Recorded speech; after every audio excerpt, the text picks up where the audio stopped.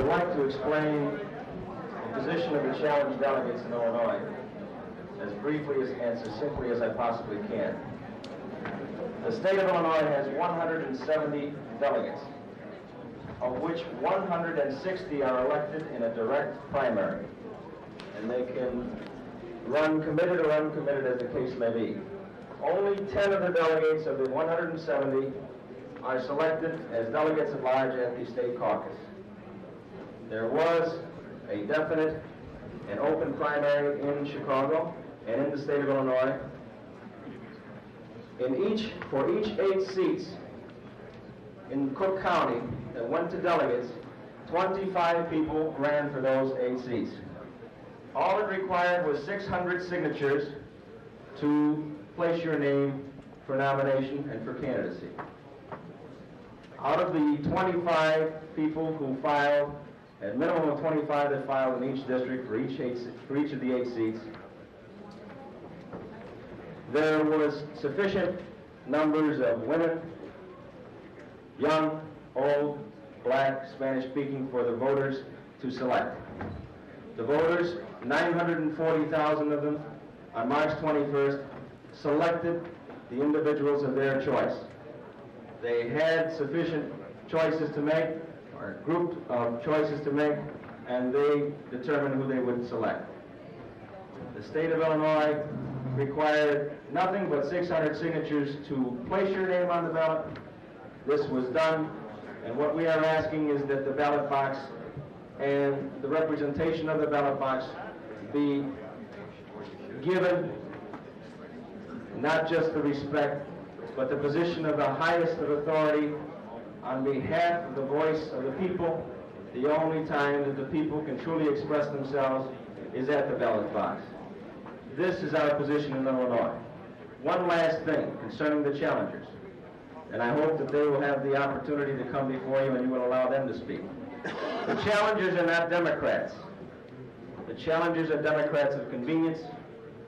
8 of the 10 challengers have supported and endorsed Republican candidates in the last 4 years. 2 of the chief challengers, Reverend Jesse Jackson and Alderman William Singer, have supported 4 Republican candidates just in the last 2 years. The Reverend Jackson has already endorsed Senator Percy, a Republican candidate for re-election for the Senate in Illinois. These people, in our estimation, are not Democrats. We are there day in and day out. We support Democratic candidates, whether we are overly enthused about them or not. We support the philosophy of the Democratic Party. We are the Democrats, the true Democrats of Cook County, and we ask that you give us your consideration. Thank you very, very much for allowing us to speak.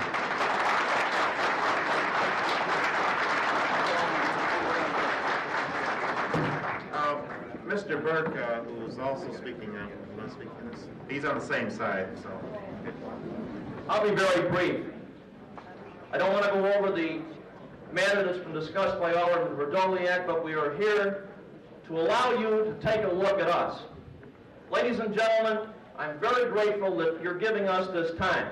I want you to take a look at me because I'm one of the people that if the Credentials Committee is adopted, will be barred from this convention.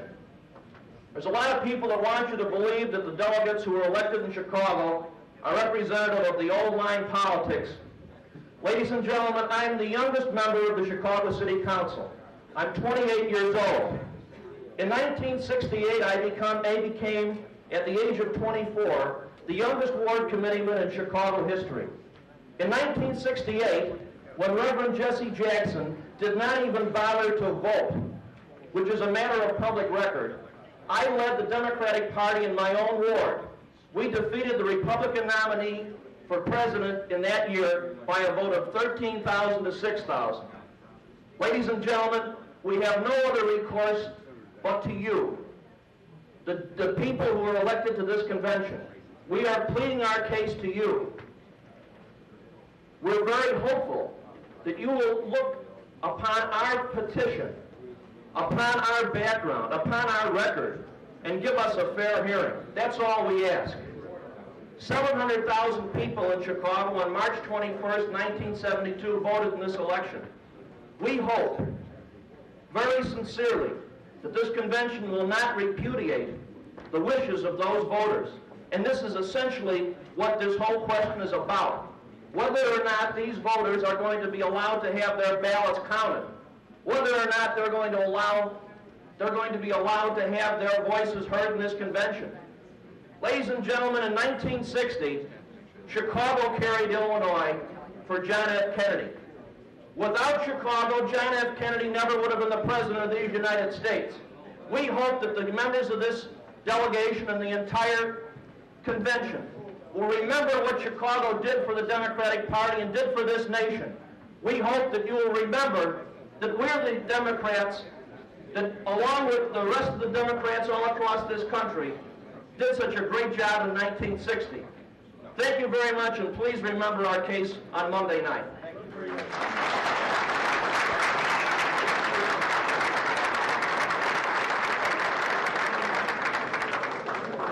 I was an error in one matter.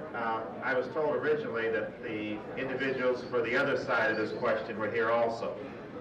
They're not, but we will notify them, and they'll be given an opportunity to address this body tomorrow before we vote on the Chicago Challenge, so both sides will be before us. At this time, I want to ask Neil Stabler to come up and explain our gallery passes. Now, real quick. I gotta get back there, too. How much time do we have? Well, we're late, so I imagine you can go to speak pretty quickly. This will take about 5 minutes. 6, please. A fountain book. Horse trading? Is that? No. Is that where you're going back? You're welcome to come to the Credentials Committee meeting in California. That's the TV Question station of out who here. goes first? Question of who goes first? Question about quorum? No. To the right. No. Who participates in the rules committee? Oh, boy.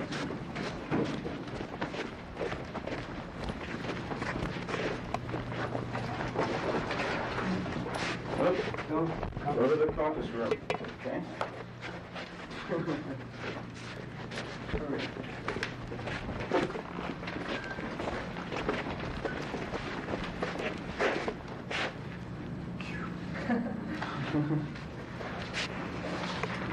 We passed down to our, as much as we could get of the pool report and newspaper reprint. You kept talking about Mezzanine. how nobody was a Democrat. Nobody on our delegation? 8 out of 10. Jackson was. Jackson didn't vote, everybody else voted. Okay, other things.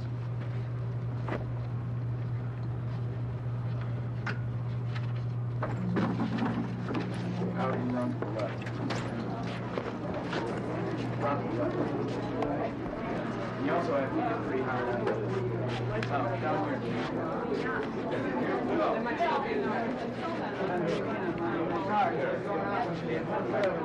They passed this out, and they passed out our reports.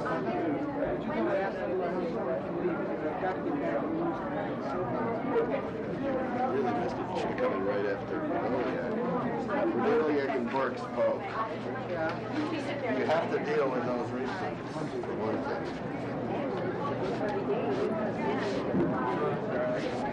Bill, you should also make your pitch with whatever it was, 6 points about carrying Illinois without Daley.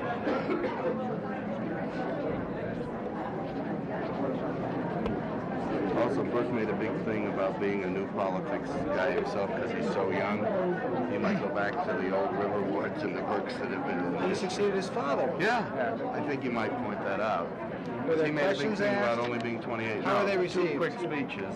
I wasn't here for the applause. Burke was applauded a lot. Burke was applauded a lot. Right on. Yeah, but a lot of Wallace support because there's 67 Wallace delegates. 67 Wallace people. 38 McGovern and 27. Mind if I comb my hair? We're having real. Here's a comb. You want a full-size one? No.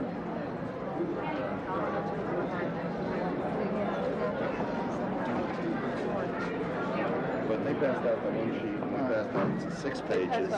You might say, you know, you've seen what one columnist's opinion is, and you've seen what the news stories and editorials said.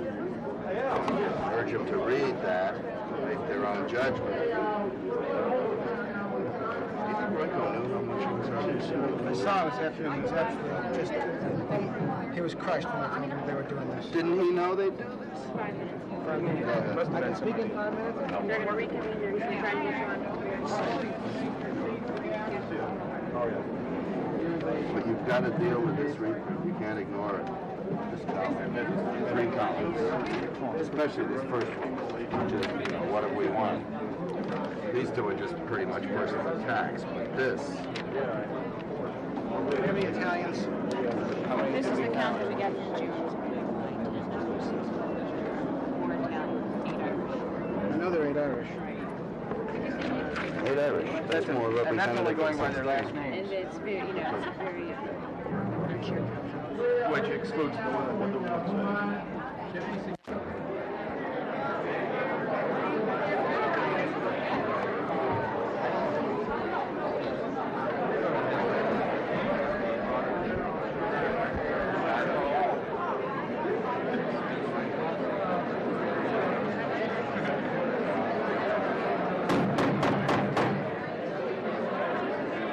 Can we come back to order, please? Sergeant Barnes. Bill Marshall. Marshall, 15th District, you made an arbitrary ruling just prior to the time that you adjourned a moment ago or recessed to the effect that the 10 additional delegates on the Humphrey delegation that came about as a result of the compromise that was reached down in Washington be denied.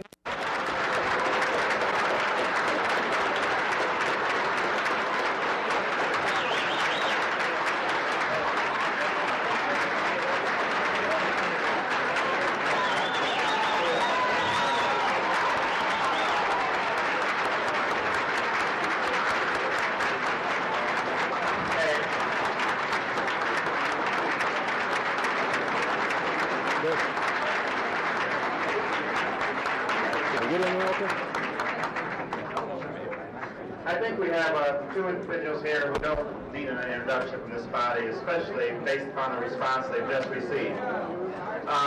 Mrs. Coretta Scott King.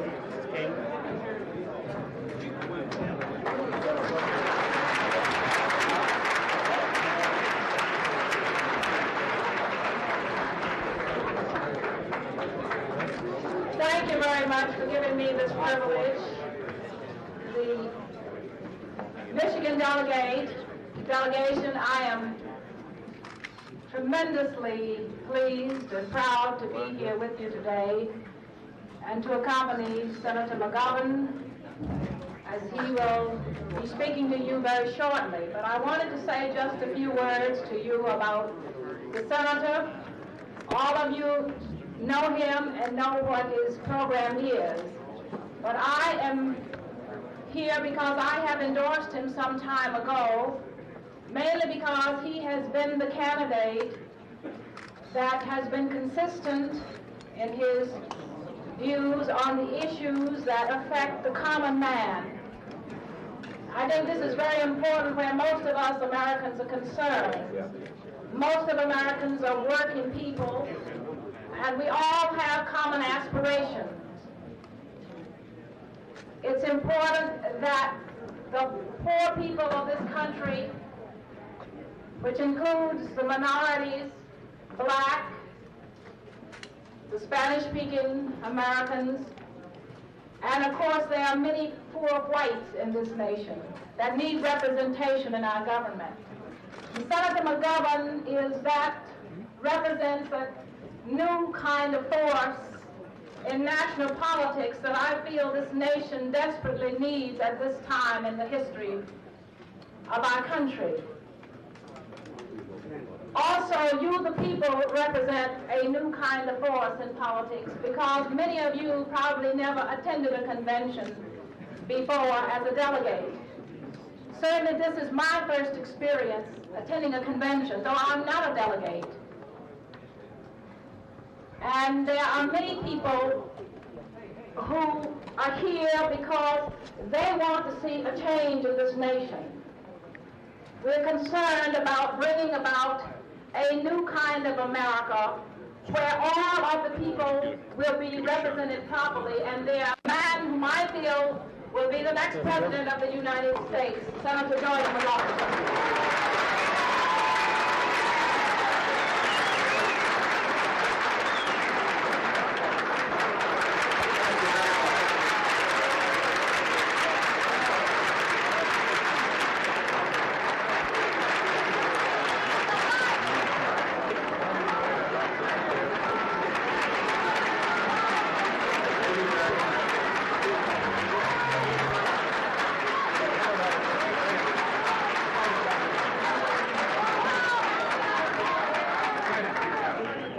Thank you very much, Mrs. King, and officers and members and guests of the Michigan caucus.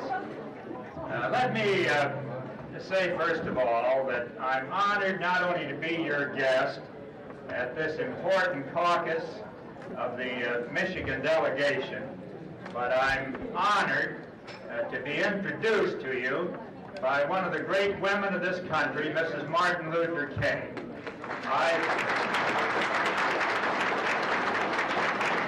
I remember some years ago, Congresswoman Chisholm, or Senator Muskie, or George McGovern, or Senator Jackson, whoever the case might be, I want every one of those citizens to know that we live in the kind of a land where we not only respect each other, where we respect our common differences, but to have the assurance that every human being so desperately needs to know that he or she is a part of a community where we care very deeply about each other.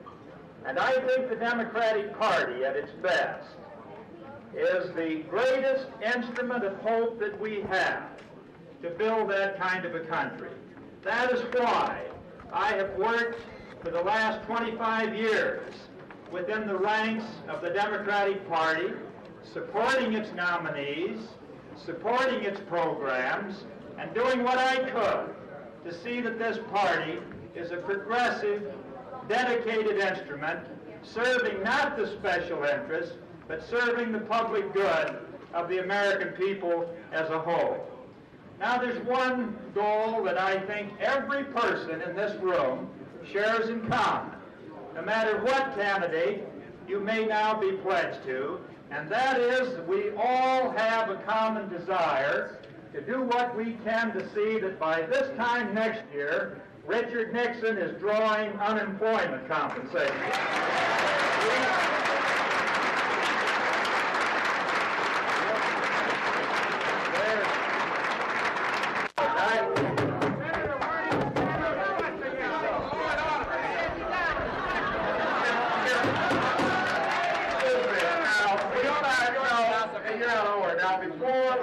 This meeting, the one thing that we said, that the Michigan caucus is going to be open to visitors and to candidates running for any office. And we're going to treat them with the same respect we expect our own candidates to be treated. So if Governor Wallace or anyone else happens to come here, we're going to give them the same courtesy that we respect.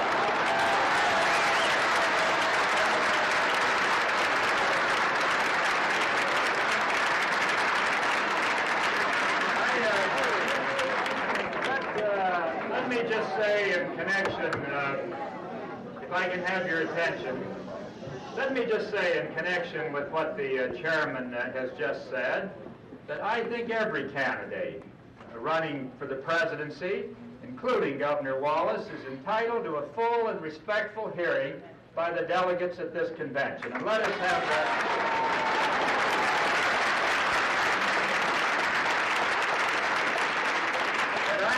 The vote I'm talking about tomorrow night is not a vote for George McGovern or George Wallace or Hubert Humphrey or anyone else. The vote I'm talking about is very simply this. It's the question of the seating of the California delegation.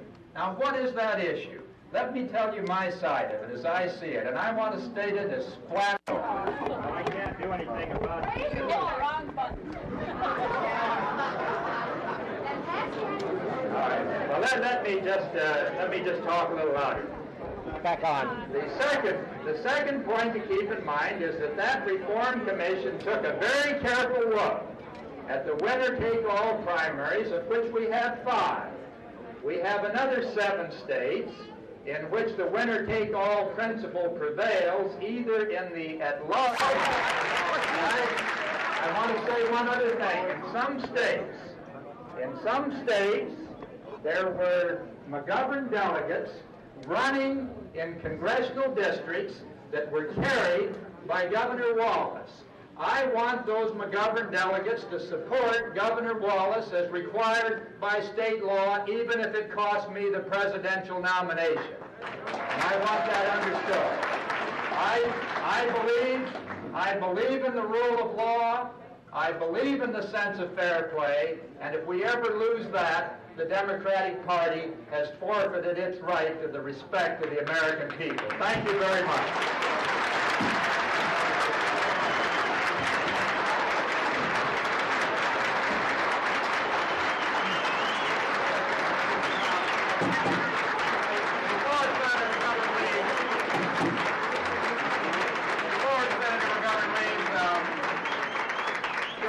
I'd like to say a few words to Senator